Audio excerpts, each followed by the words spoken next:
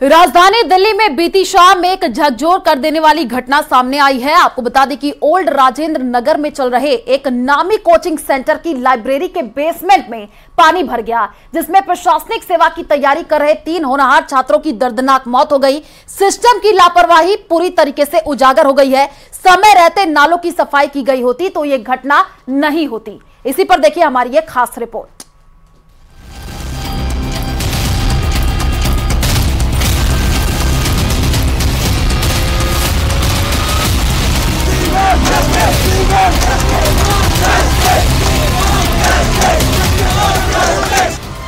शनिवार को दिल्ली के ओल्ड राजेंद्र नगर में शाम के वक्त इसी कोचिंग सेंटर के बेसमेंट की लाइब्रेरी में छात्र पढ़ाई कर रहे थे, लेकिन तभी कुछ ऐसा हुआ जिससे पूरा देश हिल गया। शाम करीब 6:30 बजे का वक्त था। दिल्ली के कई इलाकों में भारी बारिश हो रही थी। ओल्ड राजेंद्र नगर इलाका भी बारिश से भीग रहा था। थोड़ी ही देर की बारिश से हालात खराब हो गए। नालों में पानी भर गया, ड्रेनेज सिस्टम पूरी तरह फेल हो गया। बेसमेंट के बाहर पानी पूरी तरह डेरा जमा चुका था। हर साल दिल्ली में एक जोरदार बारिश ही उसे घुटनों पर ले आती है। कोचिंग सेंटर के बेसमेंट के बाहर ही सड़क में पानी भर गया और उसकी धार बेसमेंट की तरफ मुड़ गई। इसके बाद जो हुआ वो बेहद ही खौफनाक था। लाइब्रेरी में मौजूद छात्र जो प्रशासनिक अधिकारी बनने की तैयारी में जुटे थे, अचानक से पानी के प्रचंड प्रहार की वजह से फंस गए। पानी ने किसी को संभलने का मौका तक नहीं दिया।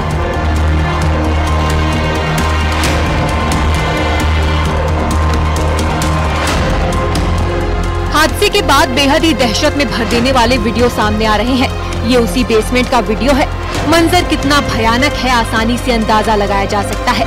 बेसमेंट में दरिया बह रहा है और इसी दरिया के बीच कई छात्रों की चीखें दब गईं। दावा है कि सिर्फ 10 मिनट में राव IAS स्टडी सेंटर का पूरा बेसमेंट पानी से भर गया।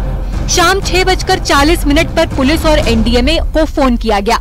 सूचना मिलने पर पुलिस और NDRF की रेस्क्यू टीम मौके पर पहुंची, लेकिन बेसमेंट में पानी पूरी तरह भर चुका था और तब तक 3 छात्र जान गंवा चुके थे।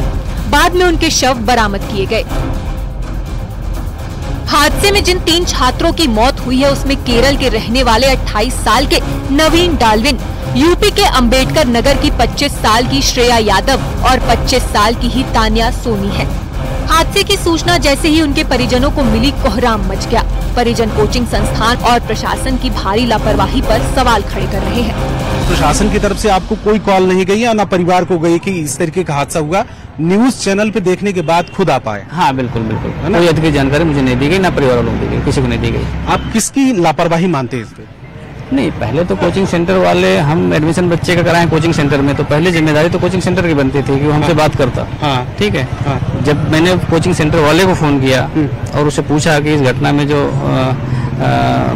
मौत हुई है तो उसमें क्या श्रेया यादव का भी नाम है, तो उन्होंने बोला कि अभी आइडेंटिफाई नहीं हो पाया है, जैसे हो पाएगा मैं आपको बता दूंगा। नहीं, हादसे के पीछे किसकी आप लापरवाही मानते हैं? जो पानी भरा बेसमेंट में और ये हादसा हुआ, उसके पीछे किसकी लापरवाही? नहीं, वो लापरवाही तो मैं नहीं जानता अभी क्या हुआ, कैसे हुआ, पानी कहाँ से आया, उसके बारे में मुझे जानकारी नहीं है। हाँ। लेकिन ये बात जरूर है कि कम से कम जो भी कोचिंग सेंटर के संचालक हैं, हाँ, उनकी एक जवाबदेही सबसे पहले नंबर पर बनती है। और मैं कहता हूँ कि इस तरह की घटनाएं को अगर रोकना है तो ऐसी घटनाओं में सबसे पहले गैर इरादतन हत्या का मुकदमा उस कोचिंग संचालक के चेयरमैन पर निश्चित रूप से दर्ज होना चाहिए।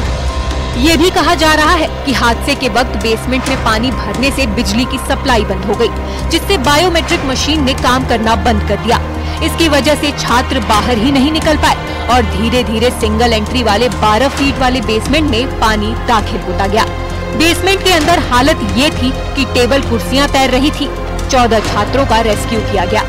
दरवाजा टूटने से जैसे ही पानी अंदर गया था तो यहाँ से स्ट्रेस कॉल गया था जब पुलिस के पास में, तो पुलिस से 3 लोग आए थे, जिनमें से एक सर ने शुरुआत में, कुछ बच्चे तो थोड़ा खुद से निकल पाए थे, उसके बाद में एक सुनील सर हैं, उन्होंने 5 बच्चों को, वो लगभग सुनील सर यहाँ तक पूरे पानी के अंदर डूब के, उनका बाद में मैंने देखा भी कि उनका पैर स्वेल हो गया, एक पैर में चोट भी आई हल्की। उन्होंने 5 से 6 बच्चों को उन्होंने बचा पाया और उसके बाद से फिर वो पानी का फ्लो इतना तेज हो गया था कि वो फिर, और बच्चे भी थोड़ा थोड़ा सा धीरे निकल रहे थे क्योंकि वो भी पैनिक कर रहे थे कि कहीं ऐसा ना हो कि गिर जाएं।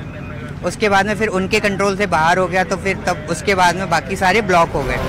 3 छात्रों की मौत से दूसरे छात्रों को भी भारी सदमा पहुंचा है।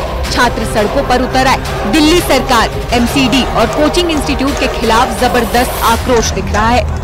People are saying different type की अथॉरिटीज यहाँ पे नहीं आई। They all came, they all were part of rescue operations. All means all, whoever, आप लोग जिसकी भी बात कर रहे हो सब यहाँ पे आए थे।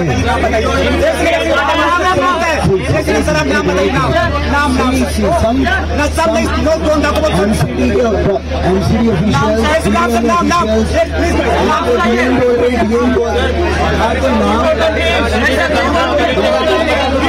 पूरी घटना के बाद दिल्ली में सियासत का पारा भी हाई हो चुका है। बीजेपी और आम आदमी पार्टी एक दूसरे पर हमलावर हैं। बच्चे यहाँ पर अपना भविष्य संवारने आई थे, लेकिन माननीय विधायक दुर्गेश पाठक जी ने और माननीय मुख्यमंत्री अरविंद केजरीवाल जी की निकम्मी सरकार ने एक गुहार नहीं सुनी स्थानीय लोगों की।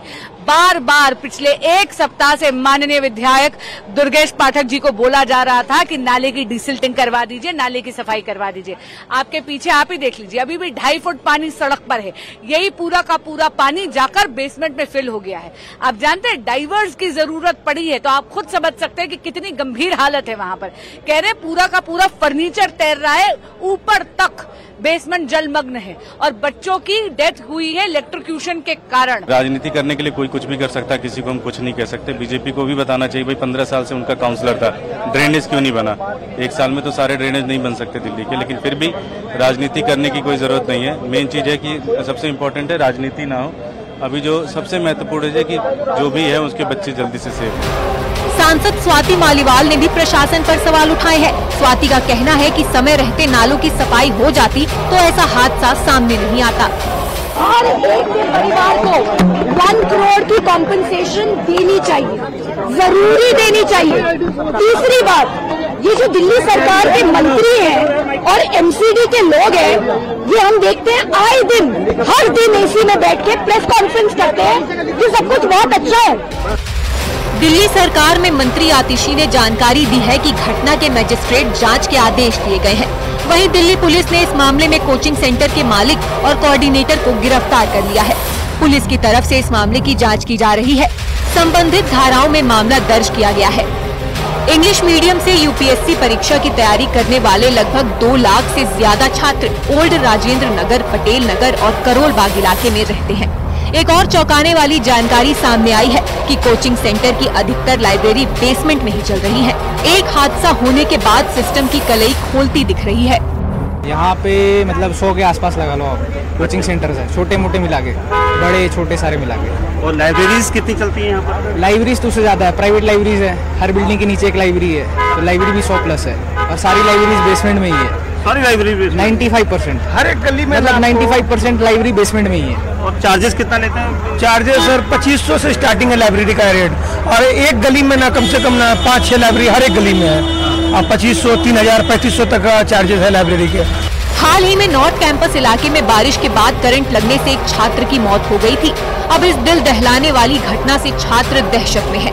हर साल दिल्ली बारिश में डूब जाती है, लेकिन सिस्टम की नाकामी अब जान पर भारी पड़ रही है। 3 होनहार जो अपना भविष्य संवारने राजधानी आए थे, वो इस घनघोर लापरवाही की भेंट चढ़ गए।